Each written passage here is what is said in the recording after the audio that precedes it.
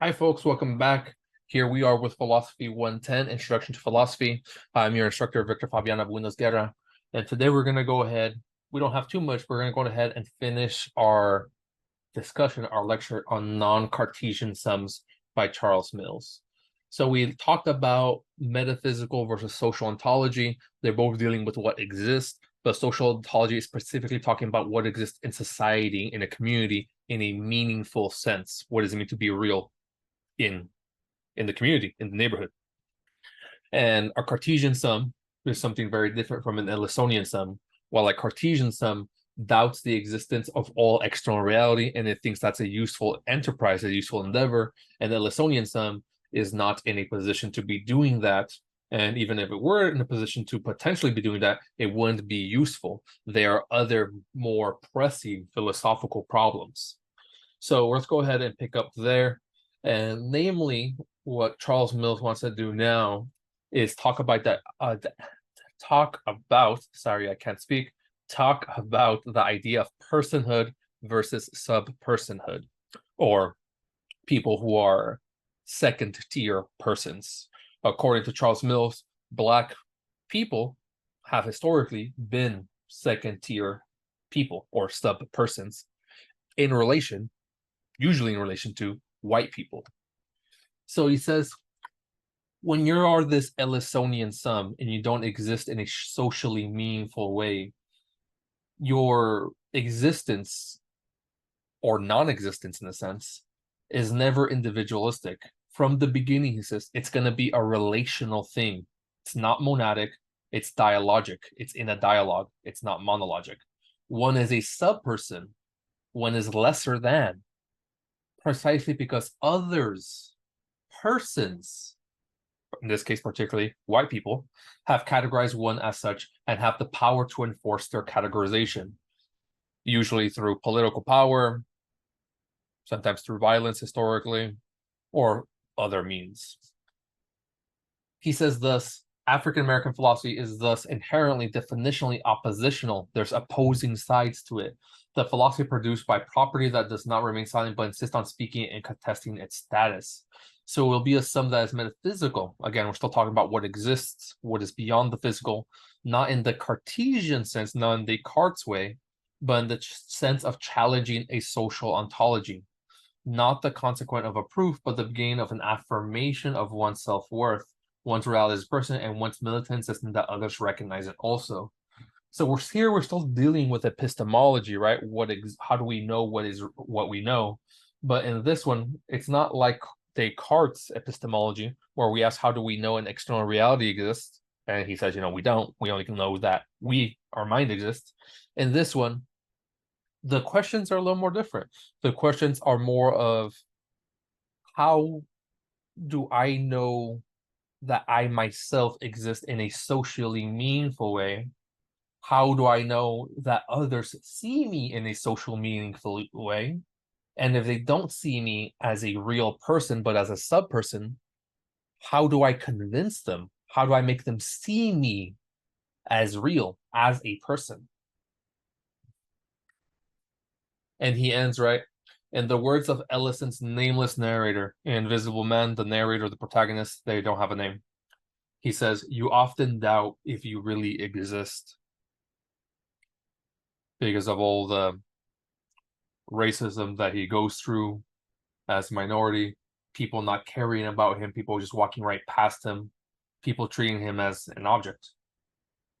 He says, you ache with the need to convince yourself that you do exist in the real world, that you're a part of all the sound and anguish, and you strike out with your fists, you curse and you swear to make them recognize you. And alas, it usually ends in failure. People usually don't see you. So at this point, you might be looking at Charles Mills and Invisible Man and be like, oh, well, that was like 50, 60, 70 years ago. That might have been a long time ago. I'm not sure exactly how long that was, Invisible Man, when it was published. But this is still something that a lot of members in the American Black community Black American community still deal with in the present or in contemporary times. So one of my personal favorite rap songs, which I think is very philosophical and deals with this sort of social ontology that is part of the Black lived experience, is the song Real by Kendrick Lamar and his album Good Kid, Mad City. It is a very, very, very good album. And by the time this song Real comes up in the album, the protagonist in the album, he's been going through a bit of a story. He's been going through the Mad City, it being Compton, and he's been dealing with the social pressures of, namely peer pressure, as well as crime, as well as just doing other criminal activity because people are pressuring him and the city itself is pressuring him to become like that. And by the time this song rolls around, he starts questioning whether his lifestyle is making him real in any meaningful way. And he starts questioning why he's doing all of these outrageous, dangerous, and risky things. And he says that, or in the song, he basically says that essentially he doesn't love himself. And because he doesn't love himself, he himself doesn't view himself as real. Only at the end, when you actually come to love yourself, do you sort of see the realness in you, or the worth in yourself. So I think this is a really good song.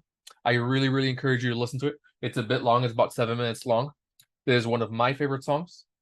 And if you are currently listening to this in the recorded lecture, here is a potential extra credit opportunity for whoever is listening to this.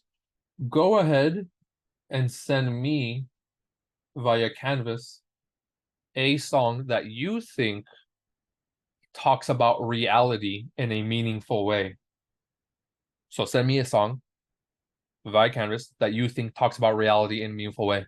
If you do this by Friday, you'll get 1 point of extra credit. If you want to know what I sort of have in mind, it doesn't have to be a rap song, it doesn't have to be Kendrick Lamar, but you can go ahead and listen to this song. In fact, I encourage you. It's a very good song. But with that said, let's go ahead and continue. So what are the solutions, right? Well, Kendrick Lamar and his song, he thinks that the solution to existing in a social meaningful way is love, particularly self-love, but he also turns to God. I personally myself am not very religious. I'm not sure if you are, but he himself, that's the way he solves it. Charles Mills wants to try and solve this situation a little differently. He says, look, Western epistemology, like Descartes, it pretends to be universal and applicable to everyone. In reality, however, it only applies to white men, according to Mills. This alienates non-white people in the philosophy classroom. What is the solution? The solution, according to him, is to incorporate more Black and minority philosophers into traditional philosophy courses, such as this one. Making a separate course, he believes, such as Black philosophy, would risk the curriculum becoming peripheral or marginal and not part of the core curriculum, according to Mills. Furthermore, doing this will give white students a glimpse at Black epistemology and reality and how they view epistemology differently. It will be beneficial to everyone involved, according to Charles Mills. And it would also give Black students the recognition they deserve and the philosophical problems and the philosophical epistemological problems that they go through. So my question is, given that the Black experience or Black epistemology, according to Charles Mills, is so different, do you think that this is the proper solution? Or do you think maybe we could do something else? But with that said, folks, that's it. That's all I have for you today regarding Charles Mills. I'll see you folks next time. Bye-bye.